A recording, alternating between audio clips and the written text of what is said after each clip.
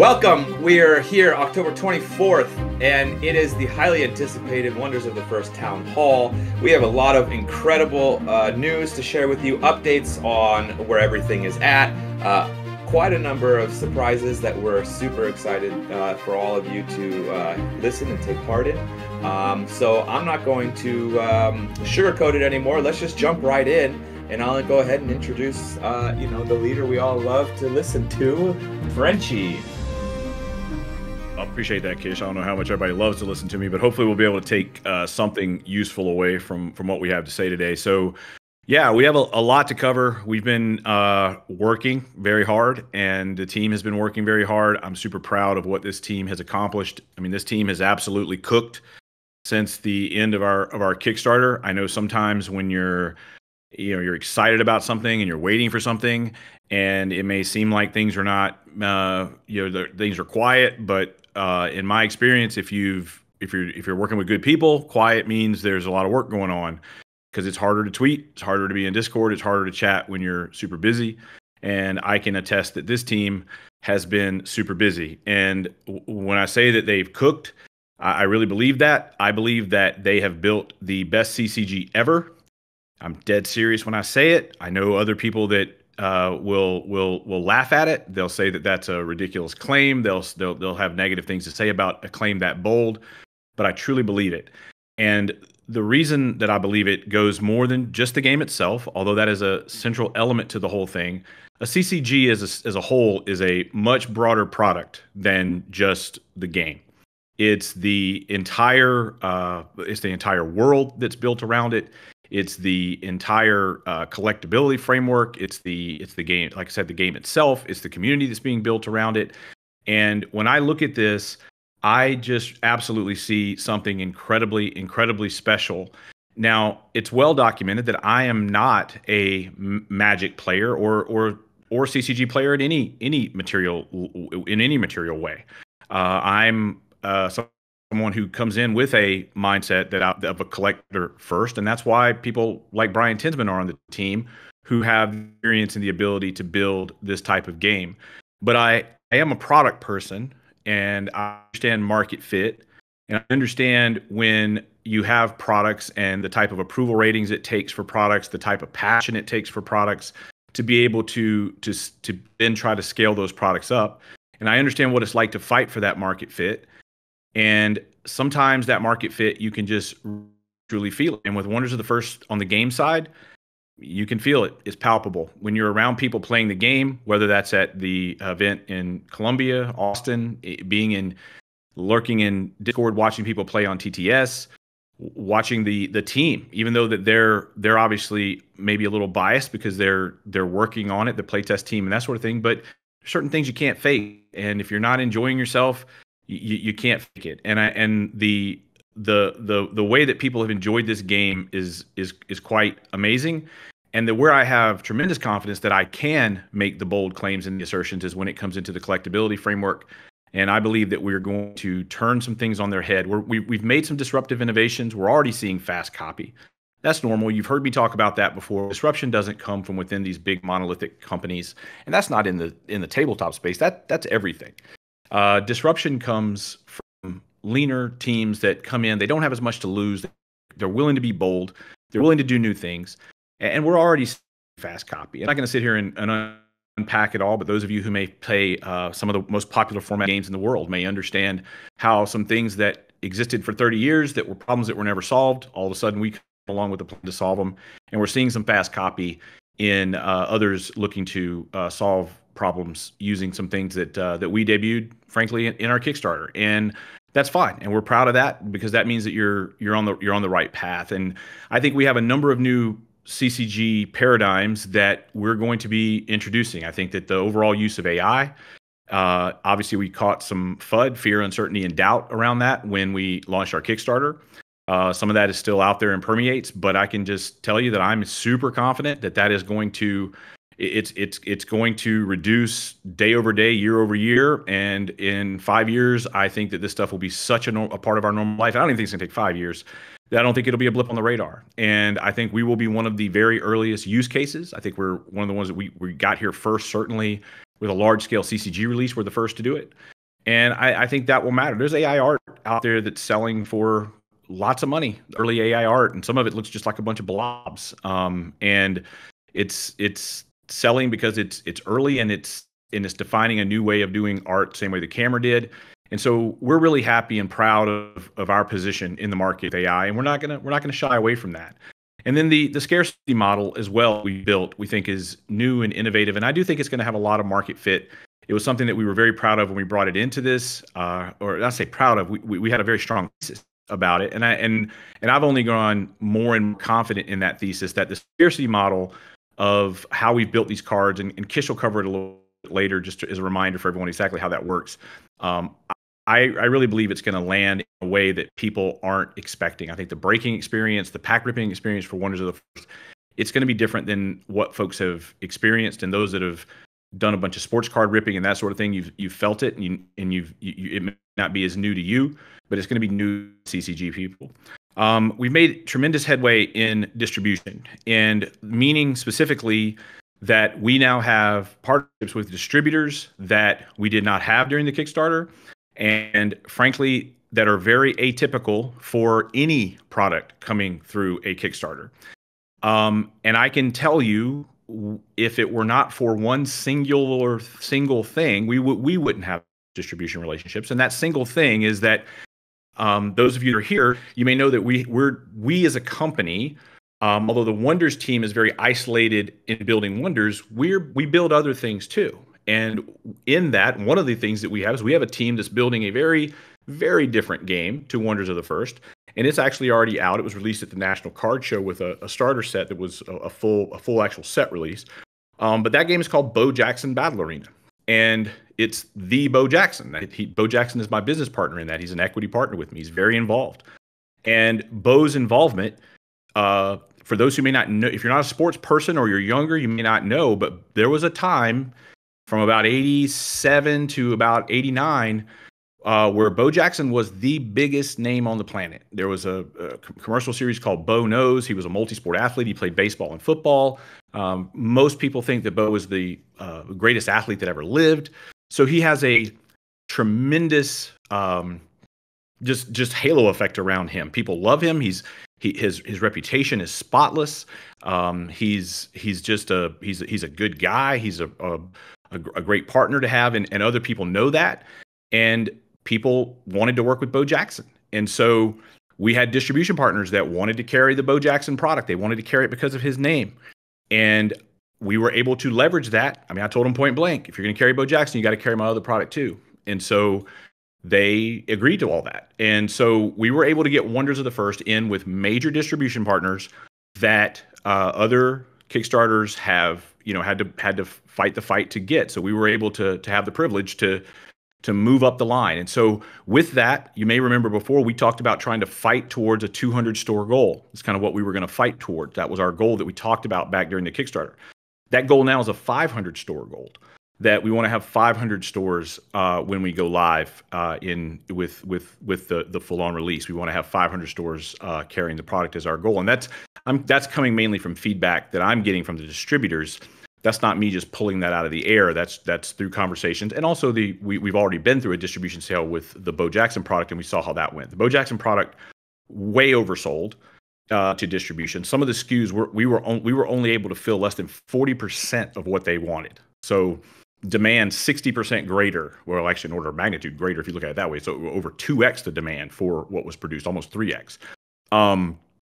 So we're hoping and expecting similar results with Wonders of the First, and I've gotten some feedback on them how that looks. The other thing we've also done is we've been able to get grading relationships. So PSA for those of you who are only here to play the game and you don't care about a slab card, this may not mean anything to you, but PSA just doesn't randomly grade new stuff that's coming along, and neither do the other graders. And we've formed really good partnerships there. We have a tremendous partnership with Tag, who they have some technology that uses AI and very on brand with us. I've spent some time with the owner.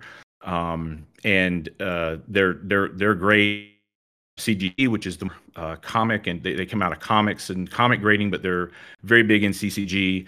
BGS, who's moving more to CCG these days, and then SGC They were bought by PSA, but they still operate independently. So we kind of have that coverage of all the major graders that we have with.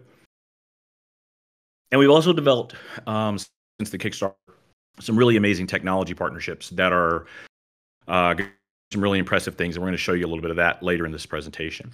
And through that distribution partnerships, we also now have an ambassador network of over 2,000 ambassadors. These are people that are in LGSs, staff members in LGSs. They're alpha gamer types. And they cover actively 700 LGSs around the country, meaning that they're hosting on a consistent basis different demonstrations and tournaments and organizing within those stores. And they would actually come in and they would provide the hosting and oversight service. And then they also do pop-ups really everywhere. And they also cover, as a group, they cover 150 conventions nationwide. So the network of 2,000, like I said, doesn't mean that they have to cover us, but it means that they have the option to do so, and it's a pretty sought after thing, and we're optimistic that it will that a lot of it will get picked up, and we have the support of our distributor partners to help us do that. So the big question that we have right now is, when will the product ship? So let me just make sure. Am I still here, guys? Can you hear me good? Yes, sir. Okay. So when will the product ship? That's the single biggest question that we have. And I'm just going to let you know that we are unfortunately going to miss our Q4 date that we were shooting for, but we now have a firm line in the sand, and we are going to have the first Shattering, which is going to be a rip, trade, collect, and play event in Columbia, South Carolina. That's going to be the weekend of March 21st to 23rd. We hope a lot of you will be able to come in and attend that. And the Kickstarter orders will start shipping roughly 10-ish days, 10 days to the window before that. So the exact dates that we've set for that is fulfillment the 15th through the 21st, and then the actual first Shattering happening on March 21st. The thing that I'll say to you here is that I hate this. I don't like it. We absolutely wanted to hit the deadline. I'll spare you all of the pain, because I know that you only want to see the baby, and that's what's important to you. But I will just tell you that the reasons for the delay were all because of making the game better. And the reason we haven't told you sooner is because up until about not less than 2 weeks ago, we thought that we were still in the game to make it happen. Everything was really nip and tuck, and it was going to be very, very close. And we knew it was going to be close, but we still thought that we had some slots in the factory to get everything done. One thing that I'll just tell you that is a little bit out of our, not a little bit, it's completely out of our control, but it's not an excuse. The reason we're late is because we didn't get everything in when we had our slot to go in, had the factory time, we had everything there. The reason we missed that 100% is on our shoulders. But once we missed it a little bit, the miss then got exacerbated by the fact that the factories are so backed up right now. We've got Topps and Panini especially. You know, all of this stuff, a lot of it comes out of the same factories. There's only so many factories in the world that produce cards, and then for US production, there's only a small handful, and we're in those US factory. One of those US factories. And so with those guys being so backed up, Panini has product that's 8-12 months behind, and for football, they haven't released 2023 football yet, and it's 2024 football season, right? So and when a print like that begins, they're blocking up everything, and so we can't get back in. When we miss a slot, we can't get back in. Right now, even looking at a proof set is a 3-week delay. To go from one hard proof, if we turn it down, it takes 3 weeks to see another hard proof out of a factory line, because they have to shut the entire line down to access the machine that will run on, rerun the proofs, resend the proofs to us. It is a process, and it's also our first time doing it, and so probably a little bit of self-inflicted wounds on that side. But you know, I hope that having this date now as a flag in the ground for there to be an event that everyone can plan around, and for us to also work with those distribution partners, work with the ambassadors to be able to now work towards a known date, we think that is a tremendous positive. And now, one of the things that I want to let you all know, and so just to hit those dates again, so December 10th, there's going to be something called the First Gift. I'm going to explain what that is in a minute. The Kickstarter fulfillment and shipping begins 15th to 21st. the first Shattering, the Existence launch, and Rip Party and Play Party. We will crown our first ever champion there as well. That will be in Columbia, South Carolina that weekend, and I hope many of you can attend. I think that's going to be a wonderful event. And then what we're going to do is we will work to have product that you may want to rip on site routed to the Shattering, and then you can split your order and have part of it routed to your house, so it'll be there when you get back. Or if you want to have it all at the Shattering or whatever, we're gonna have some processes to work with folks on that. And we'll have a lot of stuff going on there. We don't even have it all fully fleshed out yet, but you can expect breaking, playing, good times, eating, ripping, trading, all the stuff. And so we're going to try to make that into a really fun and good event. Now, one thing that I'll say is that Bob, I'm not happy about the delay. I'm not happy about it at all. And I look at this and I know that you all paid us for your pre-orders months ago.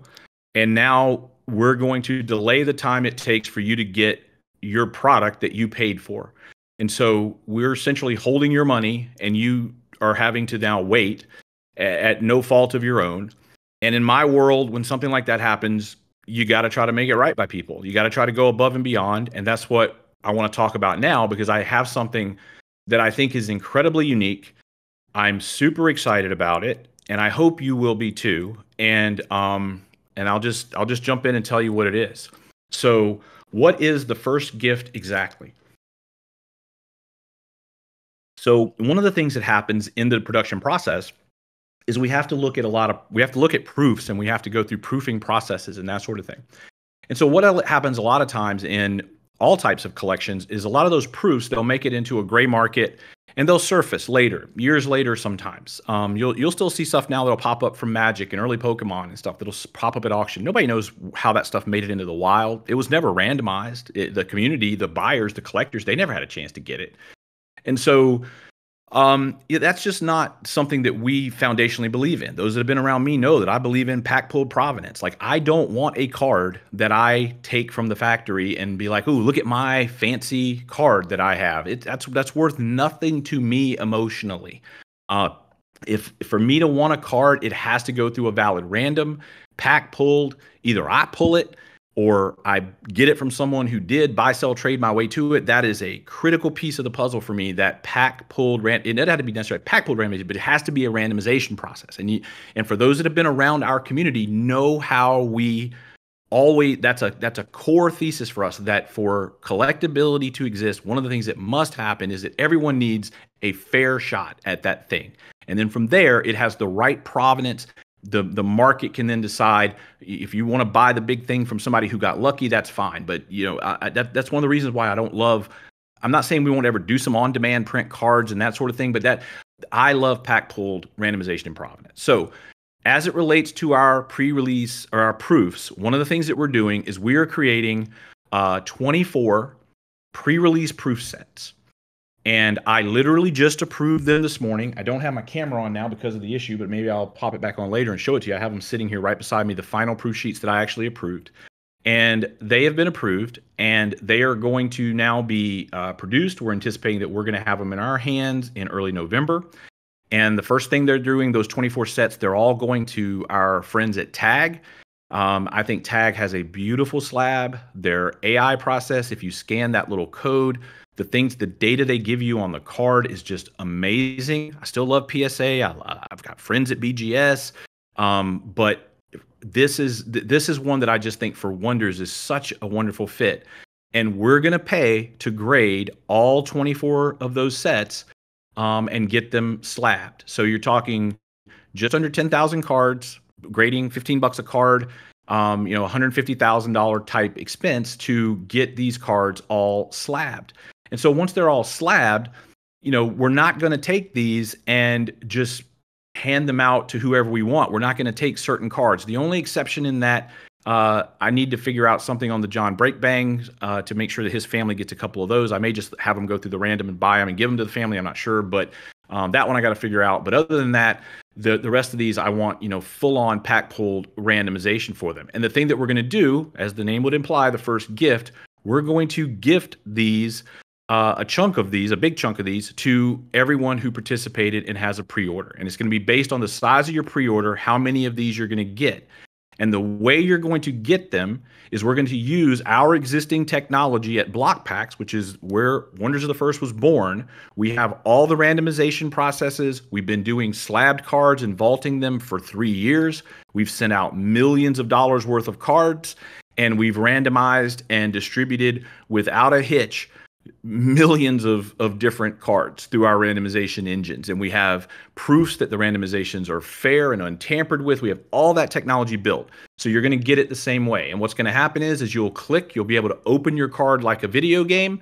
It'll tell you what you got. You'll see it. It will go into your account. It'll be able to put it, we'll have a storefront for it where you can trade with other people. You can transfer, no fees.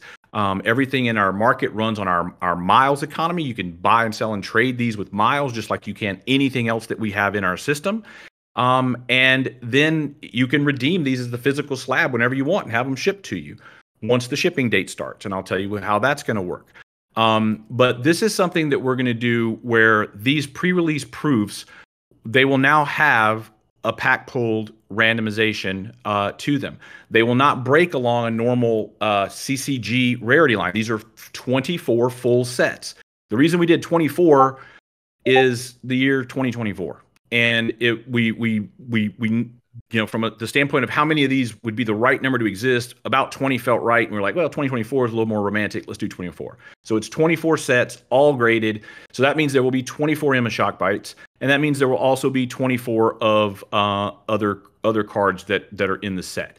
And then I'm going to again really just we're going to fight for this whole so that these aren't some gray market type asset, that they've gone through this process. And so here's the breakdown of what you can expect to get. And so 24 full sets of the 407. The 407 is the entire existent set, not including tokens and promotional cards.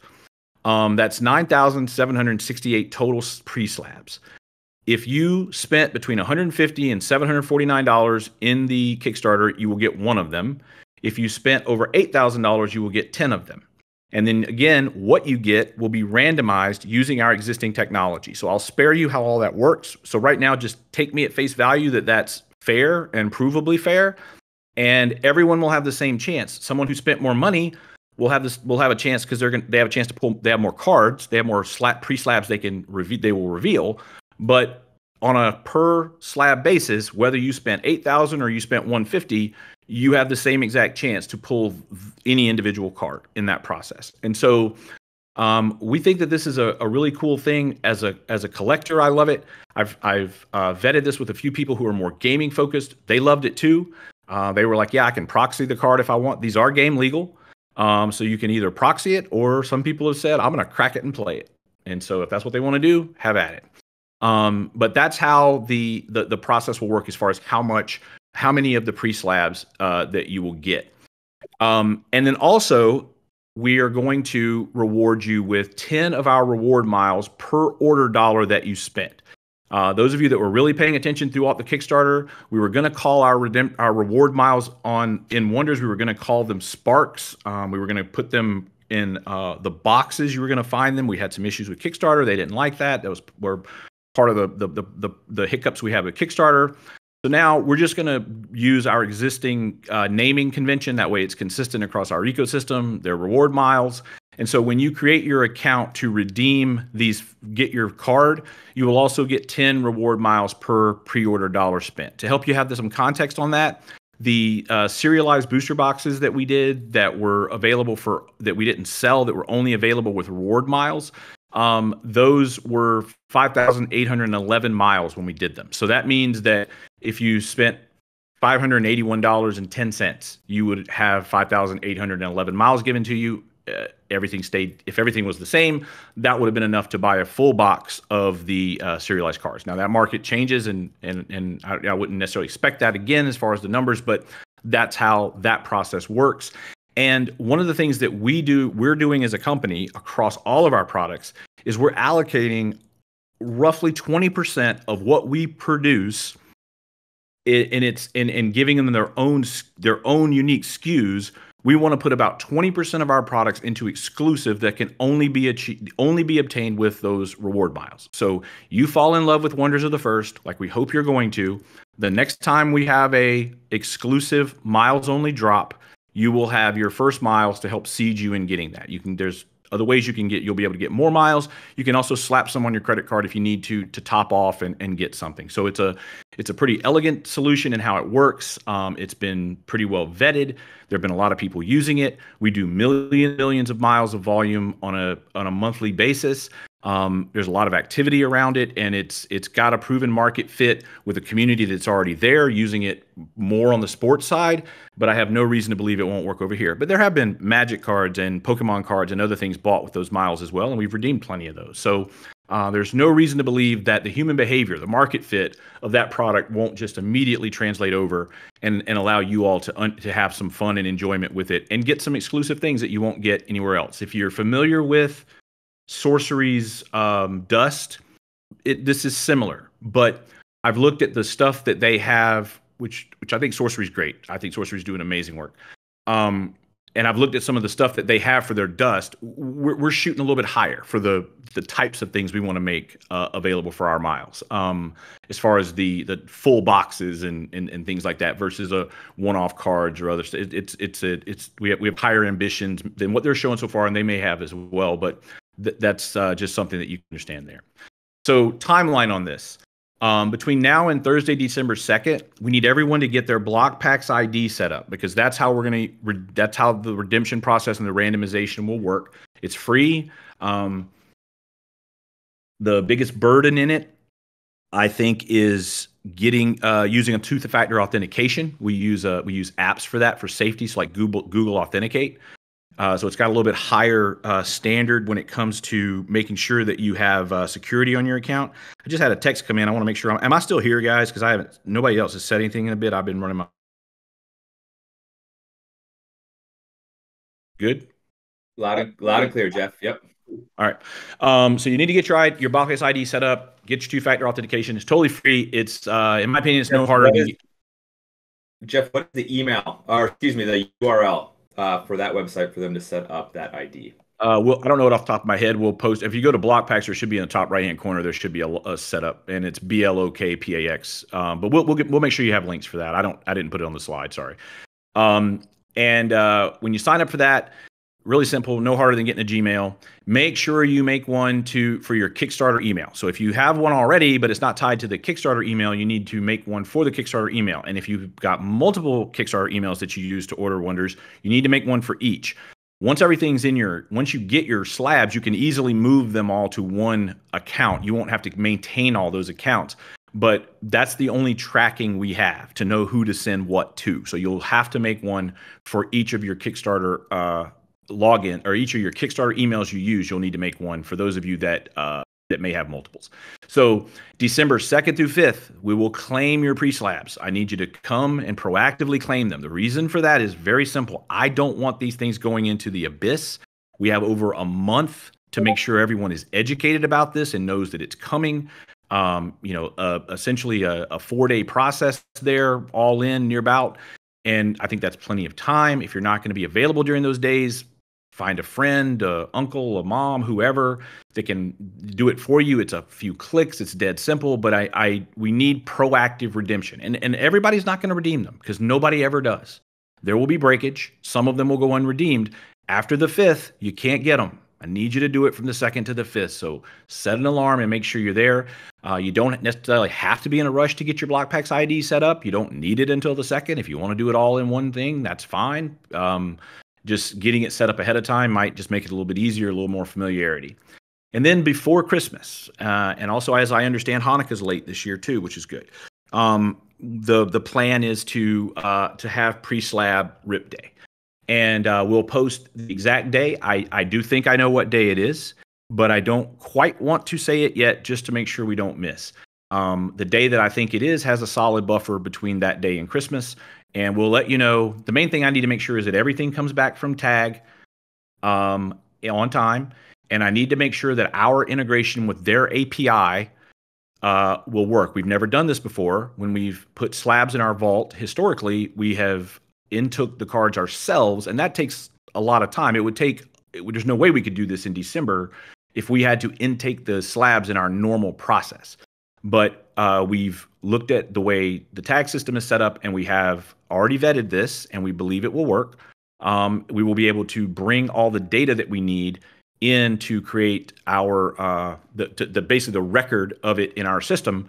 We're going to be able to get all that out of an API with Tag, and that's another thing that Tag is doing. When I talked about how they're more technology forward, there's no other graders that have that, right? So that's a huge way for us to be able to scale this and get this out quicker. So real good props to our friends over at Tag. So physical shipments, okay? We've shipped out tons of cards. Like, there are hundreds of people, if not thousands of people, you could talk to that have received a physical card shipment from us at some point or another. Millions of dollars worth of cards we've shipped, but we are we've outgrown our current space. And we are in the process, right as this is happening, we're using kind of that lull around the holidays. We're going to be making some vaulting moves, upgrading to a bigger vaulting setup, going to kind of some multi-layers of security so that we can be more efficient. We're just not prepared on when I want you to be able to have your cards and know what you've got. We're not going to be ready to ship them all out to you. So we're targeting mid-February. You'll be able to actually say, ship me the card. And then that'll be a couple of clicks and the card will come to you. It'll be our standard redemption process. We're going to be posting a new fee schedule. It'll be under $10 for a single card, and it'll go down as you do volume.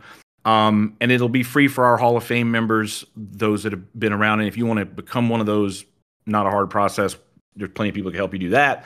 But if you're only redeeming one card and that's the only time you're ever going to use our system, the redemption fee will be very reasonable, and you'll be able to knock that out. But if you're going to become a power user in there, volume will get the price down, and then the way to get the price eliminated would be to be one of our Hall of Fame members. So, but I'll just kind of let that be what it is. So now, I think one of the things that we'll then have is people will say, well, I want more. How and when? If you do the math, we're anticipating with the breakage that we're kind of expecting. We've done giveaways before. We have a feel for probably what breakage will be. Breakage meaning people who don't show up and claim. We think we're going to probably redeem somewhere between 2,300 and 2,500 of the slabs. So around a little over a quarter of the total. And the rest, they are going to go through that randomized pack pool provenance. So they're all going to be in that system. And we're going to use our buy and rip system for people to be able to get those as single slabs. You'll be able to essentially buy one pack and rip one slab. Pricing for this is still to be determined. I want to talk to the community a little bit. I've got some ideas of where I think the right range is. There's a virtuous aspect to the pricing here that helps protect the significance of these cards and that sort of thing. But I want to get that right, and I want to talk to the community and see what folks are thinking. You're under no obligation to do this. You don't have to buy a single one of these.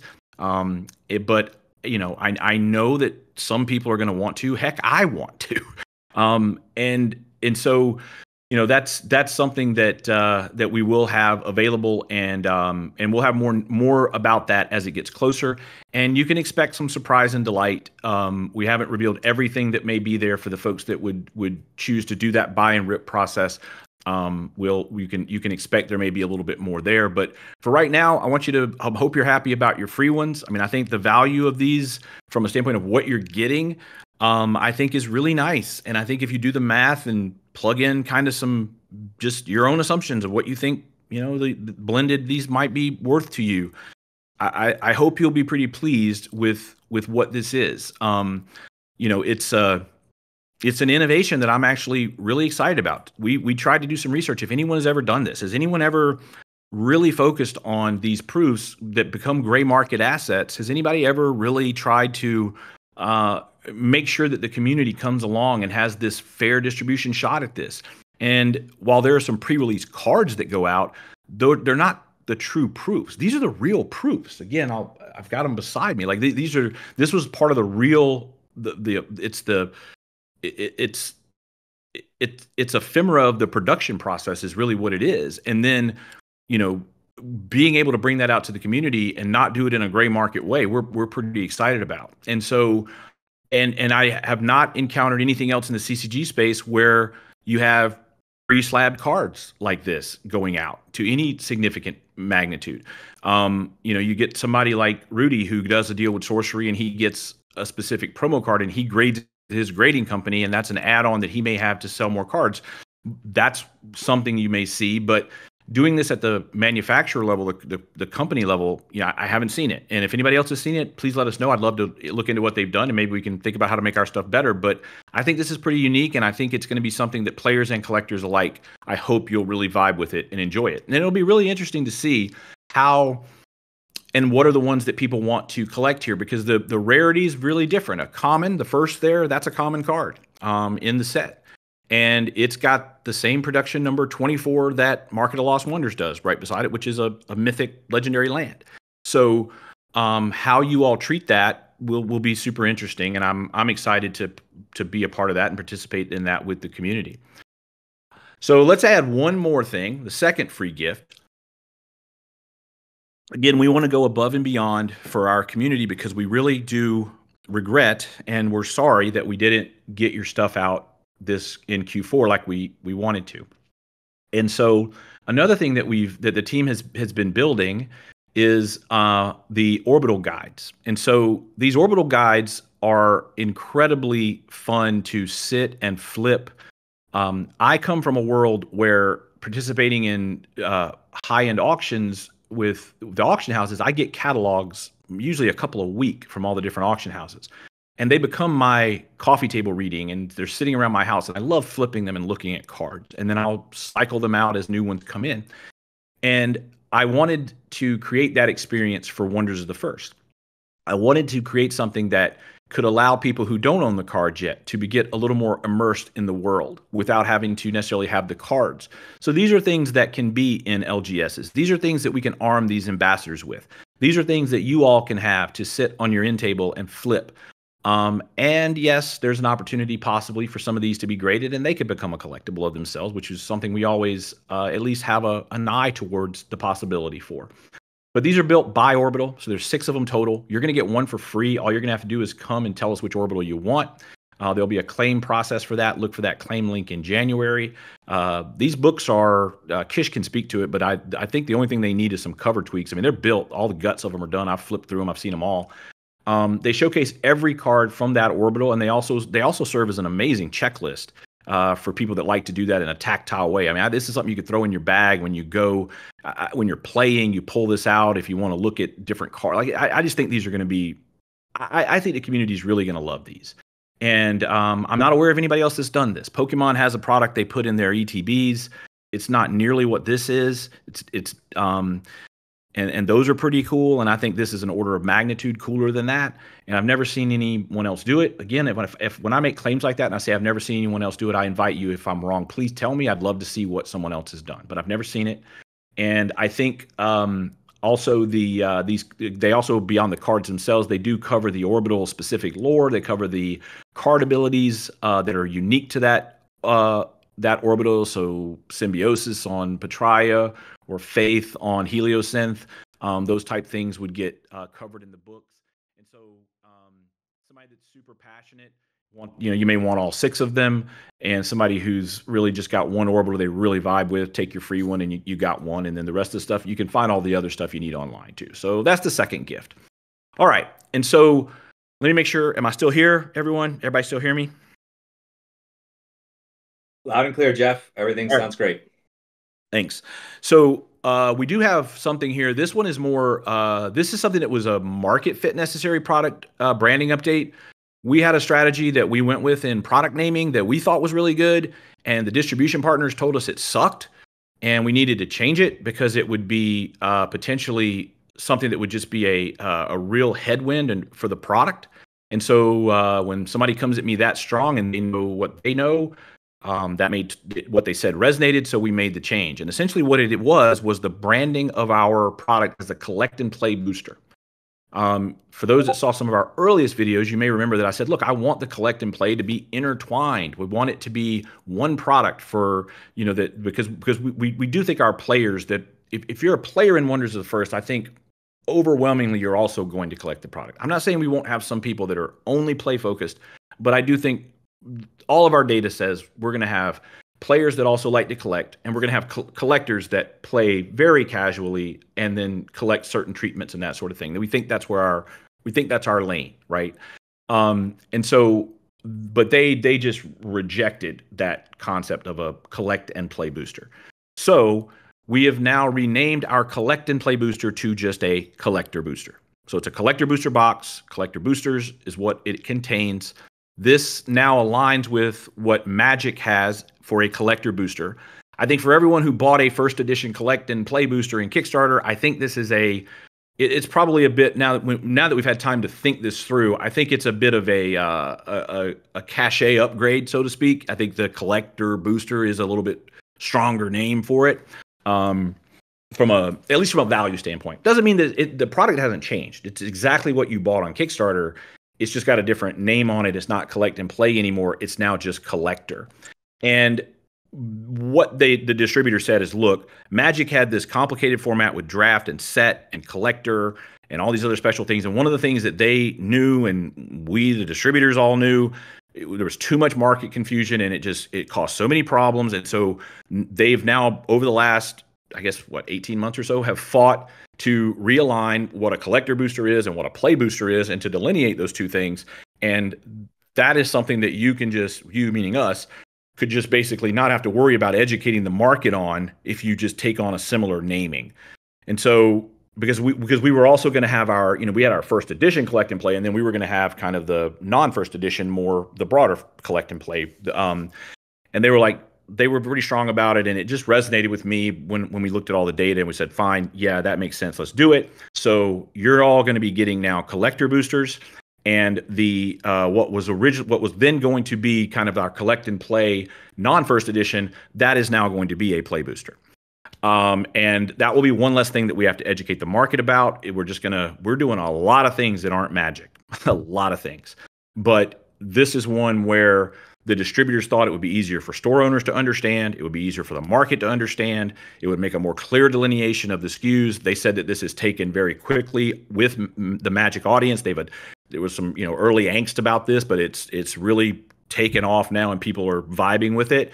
And so we're just going to catch that wind and let ours be the same. And so that's how we're going to kind of align the SKU. It's simply a branding change. And it's the products themselves, what's in the boxes. We haven't changed anything as far as what we were going to put in them. We just made it clear that they're different. And then what that gives us is it does give us a foundation now on which to build on tradition. And that's something that's important to me. We don't have any tradition yet, but we've laid the foundation for tradition, because I want to look back on this in 20 years, if I'm hopefully still around, and see that foundation have truly led to tradition. And so we've got our reward mile, reward the community, don't sell it for dollars SKU, which is the serialized booster, very small, very, very, very limited as far as what you get there. It's got a very specific purpose to reward the community. Then you have your collector booster, which would be something we would do in every set. That would be the only place you could find our first edition cards. I do want to continue our distribution of first edition cards, where even in that set, you're not getting every card stamped first edition. That's so that the supply is better managed for what a first edition is. And then the thing is, I don't know actually that we've announced this yet, but there will be a serialized hit in every collector booster. And then that's going to be something that will allow the serialized cards for us. You're going to see serialized cards in Wonders played. And you may see, I guess you see that in Magic too, but Magic serialized cards, I ripped a lot of Lord of the Rings. I can't remember how many cases I ripped. I got 2 serialized cards, and I ripped a lot of cases. I think I ripped 10 cases. Might have been more. Might have been 12.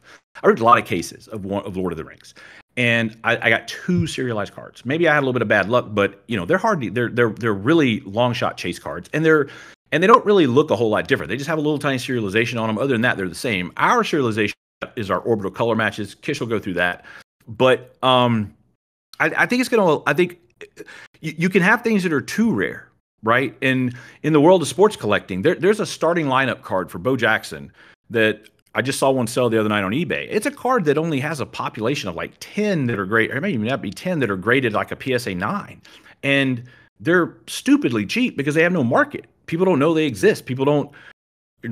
So rare doesn't always equal value. You have to have rarity within a framework that allows a market to take place. And I think our serialized cards, by serializing commons all the way to mythics, I hope that that's going to work really well. And we've seen that market fit in other sports products, and we're bringing it to TCGs, and I'm very, very excited about it. But the collector booster, having one of those per box, getting your formless foil first editions in one in every three packs, so access to the first editions, but not everything in there being first edition. And then, of course, the play booster will have no first editions, and we'll have no serialized cards. It'll be what it is. It's a play booster, right? So that's how we're aligning those SKUs. So real quick on the retail strategy. The retail strategy, now that we have our distribution partners, is going to focus on franchise introduction. We do have a 500 store goal. It will be anchored by our new 2-player starter kits, which you all haven't seen that yet. This 2-player starter kit is essentially, as the name would imply, 2 decks play together. These have been tested and hammered on really hard to introduce the game, to make the onboarding process more simple.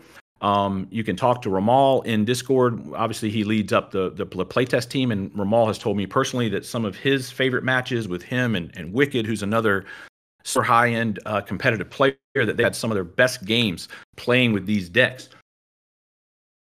And so in our DBS scoring that ranks the power of decks, these decks are in like the 700-ish range, whereas the starters are all in the 1,000 range. So your starters that you're getting from Kickstarter, they're just under 1,000, like 900.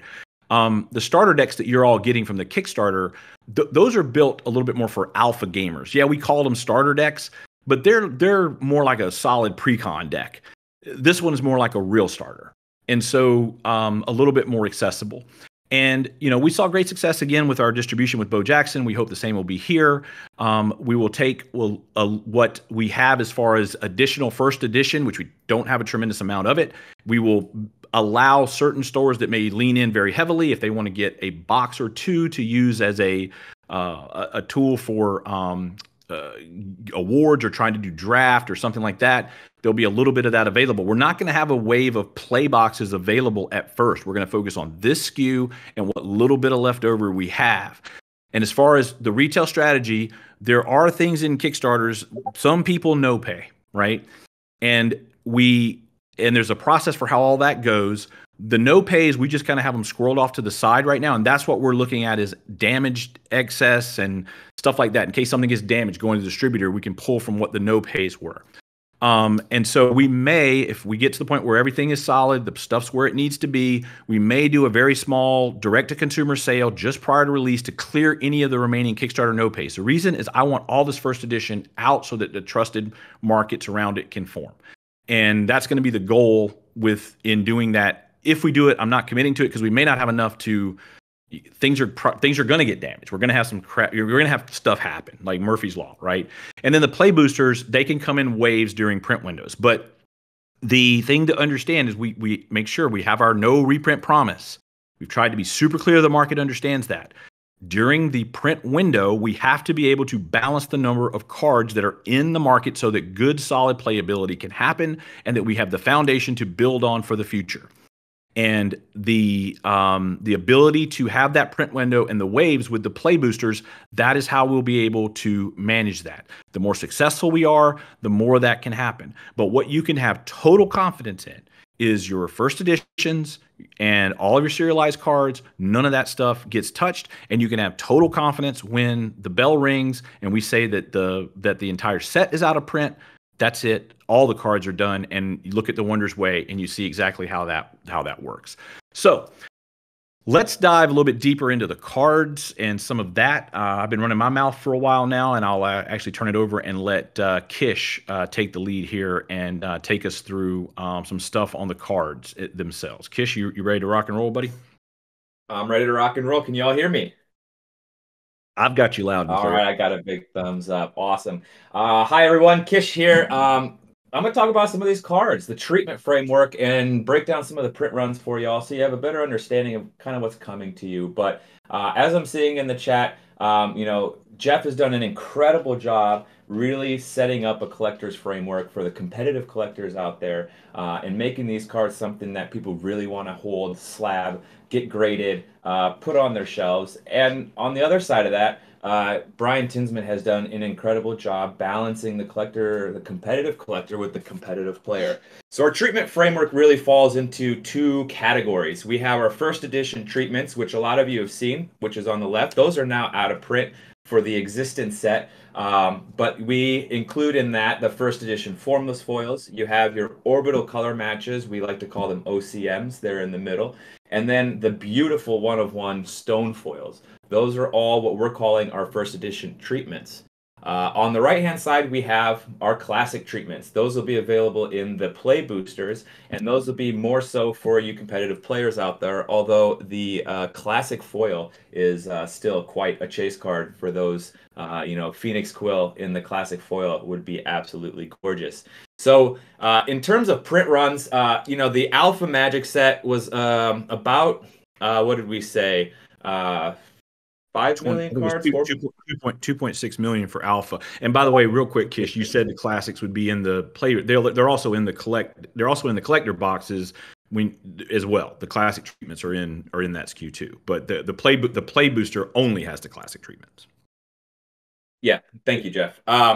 So our print run for our first edition treatments is about 350,000 cards across all the first editions. So that's about an eighth of what Magic's Alpha set is, and that really sets up our collection, especially the first edition collection, to be a really extremely rare in the grand scheme of card collecting, setting them up to be really highly sought after, especially by the competitive collectors out there.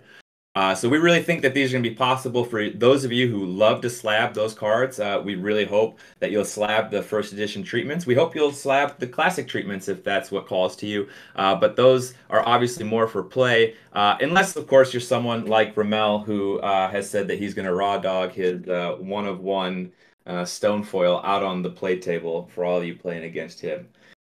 So look out for that. Next slide, Jeff. We'll look at the Stonefoil one-of-ones, which these are the absolute pinnacle of our collectible framework inside of Wonders of the First. So these are the gorgeous one-of-ones. This is Versi Hollowheart. Love this character, this wonder. We have 437 serialized one-of-one Stonefoils available in the Serialized Advantage and Collector boosters. This also waterfalls into those mini boosters, which we're now calling power boosters. And there's 6 of them available in your orbital precon decks. Those are going to be the exclusive mythics that came in those. They do have a stonefoil treatment, so 6 of you will be lucky enough to crack those in your orbital precon decks. And then the legendary wonders that come in your Kickstarter early backer box, all of those also have a stonefoil treatment. So there's a number of those out there in the wild for you to rip and crack, and we really hope that our pack opening for all of our products is just one of the most exciting things that you'll be able to rip across any of the TCG marketplace right now. I think these cards are just absolutely gorgeous.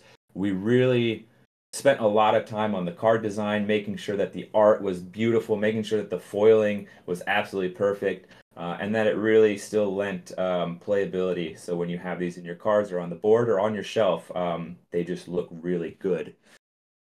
Moving on from the stone foils, we move to our orbital color matches. The OCMs, these are also now out of print for the existing set, but we have broken these down by rarity. Many of you have already seen these, but as you know, our orbital color matches, they are broken out by rarity. So for our mythic rarity tier, there are only 10 OCMs, 25 for the epics, 50 for the rare, 75 for uncommon, 99 for the commons, and then for our 36 tokens, there are also 99 OCMs out there. We spoke about the mythics, the exclusive mythics in the orbital precon decks. Those also get an out of 10 OCM. And then those legendary wonders in your early backer box, those have an out of 99 OCM. So incredible collectability. If you don't happen to hit a stonefoil, there's a ton of the orbital color matches out there for you to hit. And we really think that these are going to just look absolutely pristine, especially sitting in one of those tag or PSA slabs. And then finally, we Kish, move Jeff. one quick thing. I just want to make sure because we probably messed up a little bit on the slide. And I want to make sure everyone understands because I don't want the market to not know this. The mythics and the precons, they're exclusive in their first edition treatments. The only place you can find they're not in collector boxes. So there's no first editions, but to balance the game, they are available to go into play boosters in paper and classic foil. Just make sure that's clear. Cool. Yes, thank you, Jeff. And then formless foil. These just are absolutely stunning. The 401, we'll call them the existence set cards, get that formless foil treatment. And then you also get the 6 mythics in those decks, plus all the promos that we put out during the Kickstarter with all the stretch goals. Those are also formless foil. So these just really give... Our formless foil is our full art. Just that is our branded version of the full art. So as you can see, these don't have the border and extend all the way out to the edge of the card. Jeff, were you about to jump in there? Nope. All good. Okay, great. And then finally, we have our classic foil and classic paper. These are not the first edition. These are designed for deck building. These will be available during the print window, which can be up to 2 years, as Jeff has spoken about. And while these might be designed for deck building, again, we still think that those foil cards are real good chase cards, even in those play boosters. So, you know, the Phoenix Quill foils and the Emma foils and all the other ones that we think are really big hitters out there. These are going to be beautiful to collect as well. So don't miss out on those as well. Again, after the print window closes, we will not reprint any cards or do any functional reprints. And for those of you who want to read more about what that means and what exactly that entails, there's a little reminder there. I won't read through that, but you can also go onto our website and go read through The Wonders Way, where we detail more about our reprint policy and some of our principles around that concept. So from there, we're going to talk about some gameplay. We've talked a lot about collectability, but now I'm going to introduce Brian Tinsman, who is our lead game designer. And Brian, why don't you tell him a little bit more about what we have on the gameplay side? All right. Hi, everybody. Let's go to my first slide. The design and development process went incredibly well. It's not that often in a game development career that you get a product that catches on, generates so much energy, has play testers that want to keep coming back and play every night. It's happened a few times in my career, and this time blew them all away. I want to give recognition out to Ramal, Joe, Loco, Wicked, our whole playtesting crew. The game is done, designed, tuned. Thousands of games have been logged and played, and it's outstanding. This is a game that is super fun the first time you play it, super fun the 100th time you play it, and it's a baby now, but it's a baby that's going to grow up quickly to be able to slay giants. So I've shipped over 50 games in my career, and I'm the most proud of this one. So let me talk a little bit more about what's happening with what we're doing with the game. So it's become really clear to us that this expanded game board is a key innovation. Nobody else has done this. There's little pieces of it in other CCG elements over the past 25, 30 years. We've kind of unleashed the full power of the 7-realm game board. And because it starts out with just one realm and expands over 7 realms over the course of the game, it's super easy to demo and learn. You can get somebody started on their first 2 or 3 rounds, and then they just play the rest of the game entirely on their own. And we've seen this happen many times in demos. And because of that, it's been a real advantage for retailers to be able to come and see, oh, yeah, like my employees can learn this pretty easily and feel comfortable running events. So, like, they're not going to get stuck with overly complicated rules. So that's a big advantage. Hey, Brian, we have a request. Sorry to interrupt. Just lean a little closer to your microphone so you can be a little louder. Oh, yeah, sure. I got this like high-end mic, but it's fussy. Okay. We've got tons and tons of design space for future expansions. It's the design team has gotten scolded a little bit here and there because we just get off running and design new cards instead of making videos and blog updates and other things, just because we're just excited about all the sets and places we could go in the future, and it's a great framework for many, many years, decades ahead.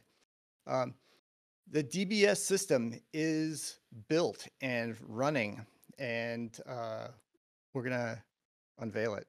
And the current range, the lowest DBS rating of a card is 1, highest is 74.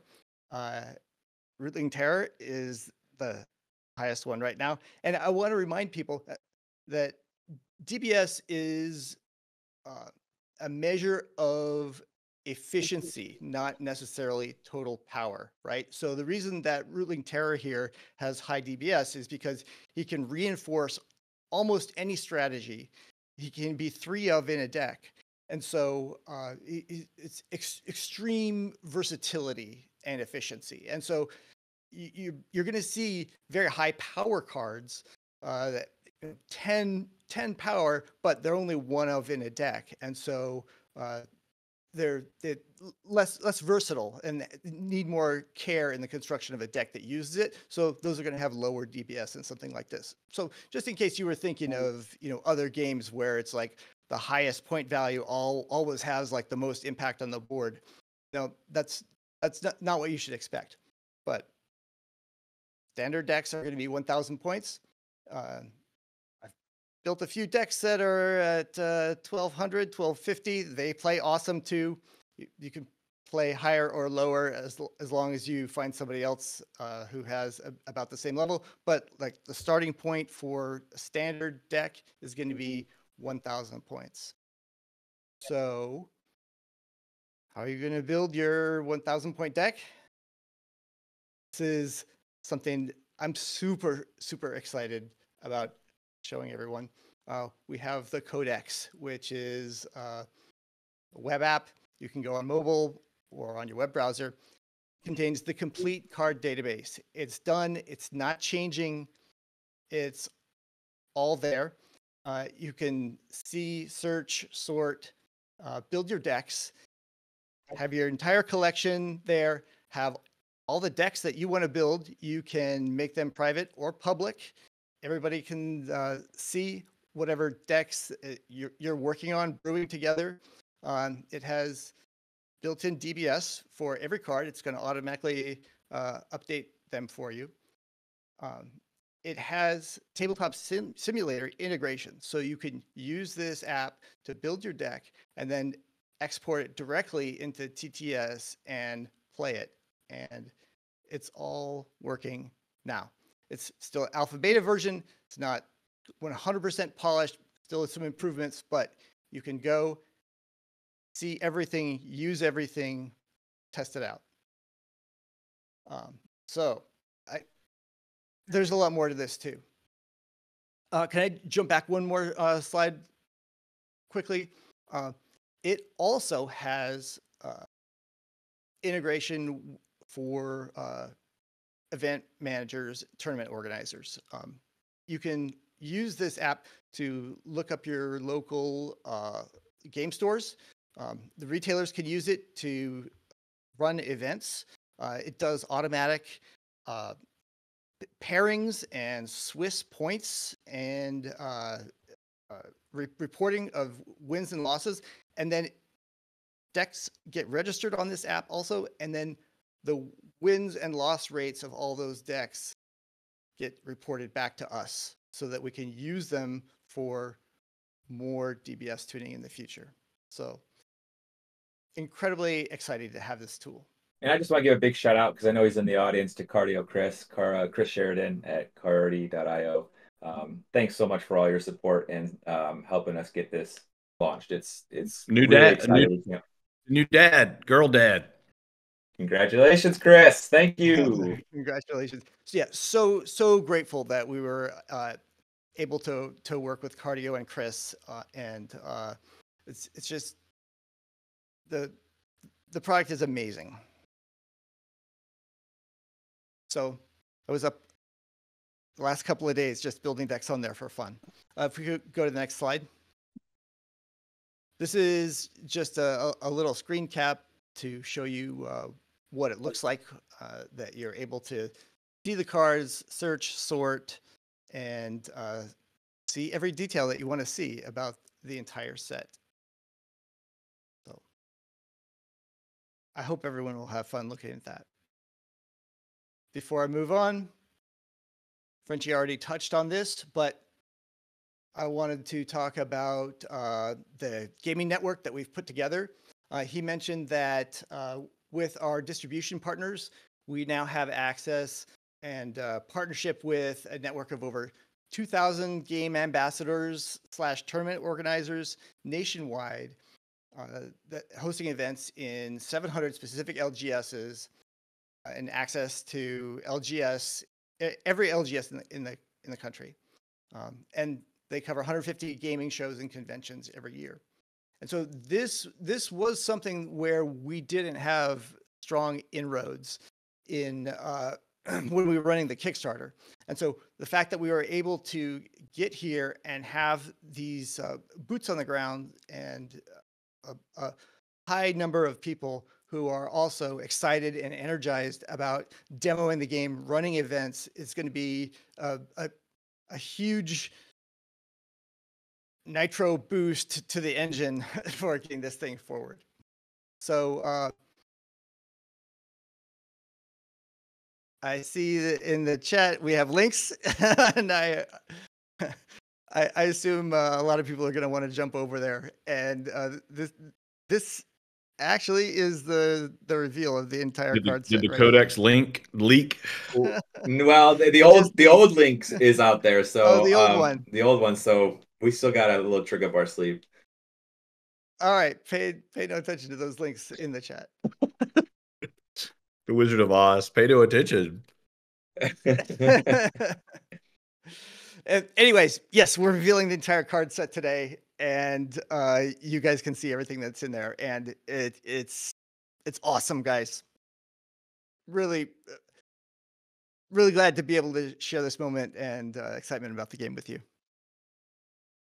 Yeah, so we have Q&A, but I'll go ahead and skip to the last slide because we actually have staged it, the full set. You can see it. You can play it now at compete.wondersccg.com. You can actually import everything over to TTS, the entire set, locked and loaded, available for the community to have access to. I know that not everybody's gonna mess with TTS, but I know a lot of people that do, or a lot of people will, and hopefully those of you that don't, you can catch a little energy from that. Maybe go in and watch some games take place in the Discord. It's fun to watch and just hear the excitement and how other people are thinking about the cards and that sort of thing. But from a collectability standpoint as well, for my collector friends, you'll be able to use it and kind of target cards you want to get, look at little mini sets that you may want to build, and just really, it's the closest thing we have now to that collector guide. You can just sit and flip it and look at the cards, and it's just fun. And I know I'm biased, but I don't think I'm so biased that I'm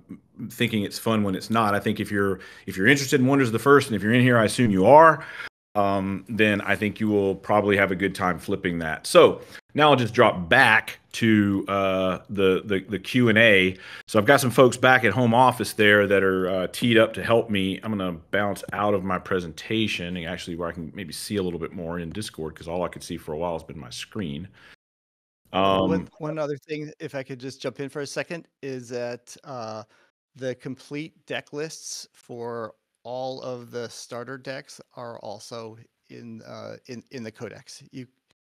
So everyone who's excited about seeing what cards are going to be in there, that's the reveal. Yeah, and just one more thing on top of that. Again, I just want to reiterate, this is the first time that you all get every final card in its final form for the entire full existence set available. It's all there. The abilities are there. Nothing's going to change. So you can go ahead and build your decks. And Ramel is working on a little video because there is a way to import your decks that you build from the system that you have there, the Codex. into TTS. So anything that you build, those systems work really well on the back end together. And so you'll all be able to start building and playing your decks tonight, today, this afternoon, if you want to. So that's just such a really big deal. I want to make sure that you all, I've seen the questions that you guys have been asking. When is the full set reveal? When is the full set reveal? It's here. So go enjoy that. All right, so folks back at home base, I guess Kelly, and is there any stuff that you've seen consistently in the chat that would be something we'd want to? One thing I'll tell you is we've been here now an hour 15, and what I was thinking is that if you've been around these things, they can drag on for a very long time, and a lot of it ends up, stuff that we could probably have covered a little bit quicker with a quick Discord reply or something. Like I just answered a question: are the formless foils in player boosters? They're not. So things like that are easy to answer. So I asked the team if they could maybe just try to focus on things that were rising, and then that may be more of a thematic type question. We could hit those, and then also DBS means deck balancing score. And so once I see the chat, I can't ignore it. I couldn't see it before, but what we'll do is we'll have some other Q&As. We can do them on Twitter Spaces or do them again. A lot of the stuff we can answer in Discord, but I don't want us to sit here for several hours going through Q&A right now. Just kind of hit the high points, and then we can work on some other stuff that y'all may have questions about on the periphery. So Kelly, what have you seen that you think I might need to cover? I think we've covered a lot of the questions. One that came in was based on the orbital guides, and people were wondering, can they get all 6? And will miles be able to be used to buy them? They are not slated for miles, but we will have an opportunity to get them. Maybe there's a possibility we could look at something like a miles cover or something. I will admit that I haven't really gone through a lot of thinking about like the collectability. Miles exclusives in my mind are really, I want to slate those for collectible things that you kind of need the miles for. That's kind of how it's built in my mind. So I will admit that my bias goes there. But I will say maybe on that. Right now, that wasn't part of my plan. I haven't thought a whole lot about collectability of the orbital guides. I've thought about the orbital guides driving the collectability of the set. But we'll noodle on that a bit. Awesome. And then our new 2-player SKU that will roll out in March along with the rest. Yeah, it'll be there with the rest of the product. Yep. And that will be available in retail stores for everybody who wants to get one. Someone asked if a card grades at a 6 or a 7, will it be replaced? Or if it is damaged in shipment, will it be replaced? No, these are it. This is it. If it gets damaged in shipment, we would file an insurance claim or something. And if it grades a 2, that's what it grades. These cards, some of them may not grade the best because we're getting the full sheets, cutting the sheets, and we're grading them. So there will be some grade variance in it, but I think they're still very special. They're pre-release proofs. They're not, every card in a pack, you'll get some cards here and there that won't grade well. That's just kind of part of the process, but we won't be replacing any of the pre-release cards. Jeff, sorry, that question was in regard to the full set. Once we have the full set out. No. I mean, grading is, we have a QC standard. If a key card is damaged, if you got the stone foil and it was for Emma and it was crimped into the pack, we would replace that. If it's just slid around inside the pack or it got cut OC like normal OC, no, we wouldn't replace that. That's part of the process. That's part of the sausage making. It's part of what makes collecting great. I mean, we've had pretty good QC on our stuff. The stuff's coming out of the same factory that the Bo Jackson stuff did. Those that are familiar with that can speak to what we've had grading experience wise. We had one card that was on the top of a deck box, and it's been a very hard grade. And then like our autographs and stuff that were actually random using a different non-pack pulled method because we couldn't get them in the packs in time, similar to like a redemption. But those have graded incredibly high because they didn't go in packs, so they didn't get beat around in shipment and stuff like that. But yeah, no, great scarcities. Not every card is meant to be or not meant to be. It's just the way the production process works. I could ramble about this all day, but like when the speed at which these cards are moving and the cutting, they have to have enough variance in the cutter. So they come out, the first thing they do is they cut them into a square or a rectangle and to have sharp corners. And then they go into a die that cuts the curved corners. And if that die is too tight, the cards can't go in, and they would just the machine would get gummed up every 2 seconds. So they have to have enough play so that the cards can easily slide in there. Well, that play is the play that allows a card to move left or right and then get cut OC. So that's why, and the more play that's in it, the more OC cards can be. And for different reasons, it could be something as much as humidity. Sometimes they have to have a higher, what would you even call that in a manufacturing process? Tolerance, I guess, so that the machines aren't getting gummed up. And that may be why certain things get cut more OC than others. And then if everything's running real smooth, bang, it can go in. This is just a random magic card I had laying on my desk. But that's how that process works. So not every card will be centered. Not every card will be scratch free. Not every card will be perfect, but we're going to try to have good, solid quality control. And I think so far we've done a pretty good job with that with the stuff we've already released. And we'll keep working on that. Yep.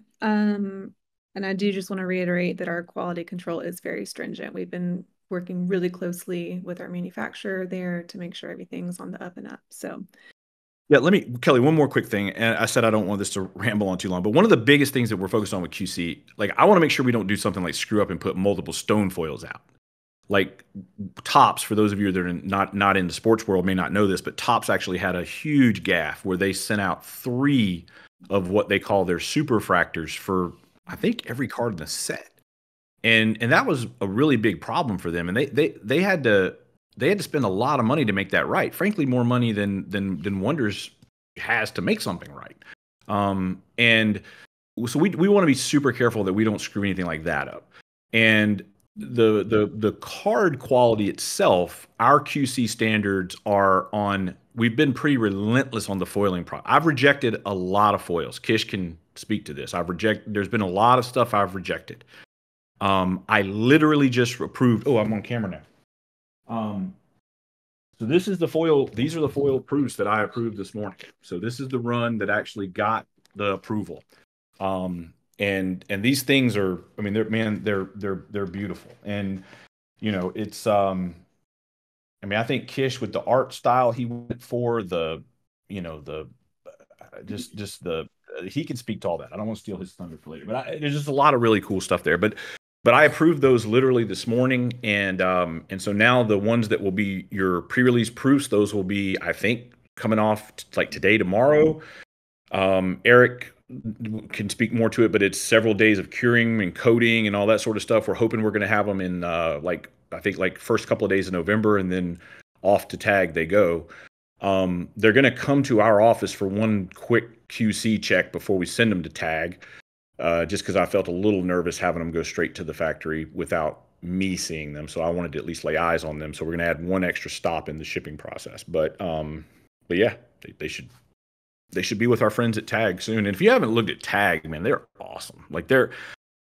PSA's king in value for like sports and stuff. But I tell you, look at the prices on Pokemon in a Tag slab. And they're making some good inroads there. I saw a first edition Zard sold for just below a PSA comp the other day, and that's saying a lot for an upstart company. And I think they're when you can scan that QR code on that slab and you can see every little thing about that car, it is sick. It's so awesome. So I'm a big fan, and doesn't mean I don't like PSA.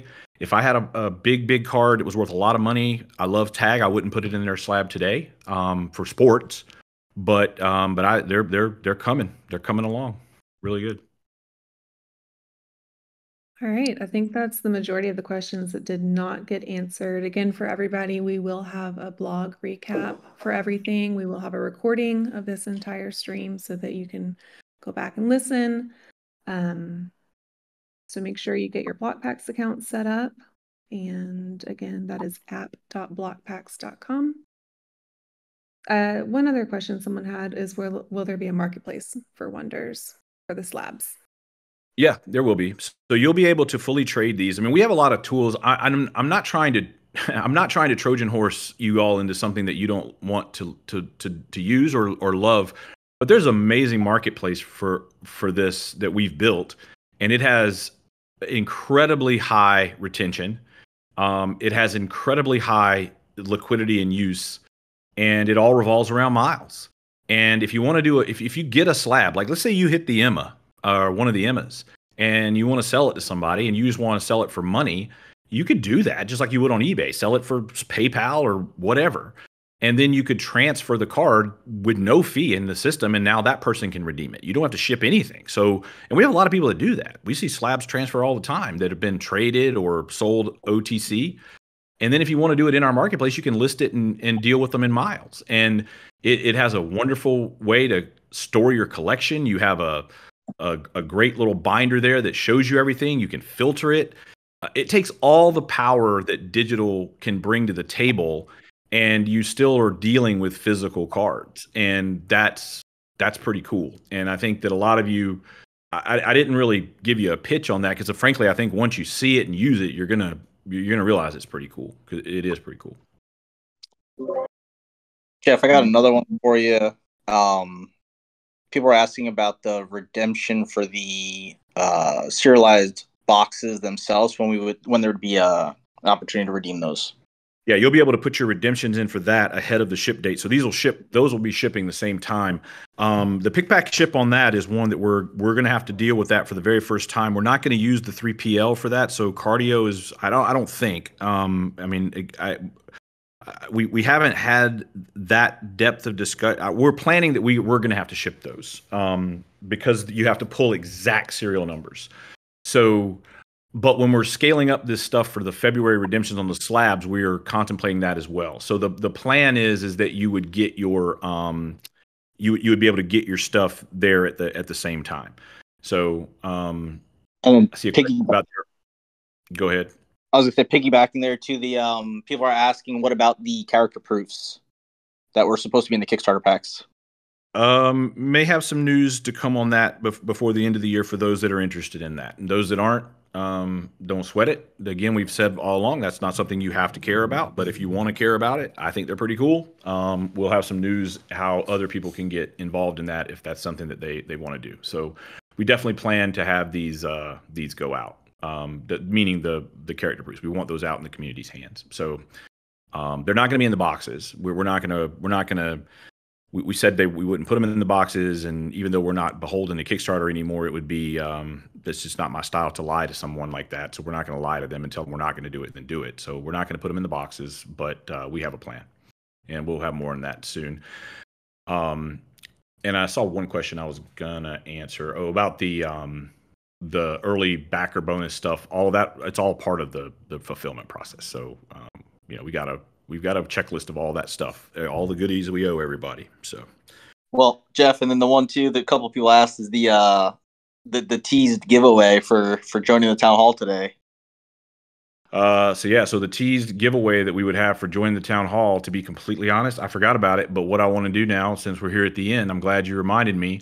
I want to figure out some type of way to random for somebody that's in this audience right now. What I'm going to do is I'm going to record my screen, and we're going to then select a random number, and the person that we get on that random number, I'll do 5 of them, and I will send those 5 people a serialized booster box. So that's serialized booster box. Woo, okay. That's yep. So I need to get. So I'm gonna get the register. Can I guess the number 2? Can I guess? No, yeah. You don't get to guess. We're gonna randomly pull them, and I'm just gonna count them in order across my screen. Is how it's gonna go 1, 2, 3, 4, 5, and that's how I'm gonna do it. So I'm gonna record the screen right now. Everybody that's still in here. So be very careful with Discord DMs, but that's how we'll have to contact you. We'll have to use your Discord name. because that's what I'm seeing here. Oh, crap, the thing moved on me. All right, I'm going to do it again. No, y'all stop bouncing in and out.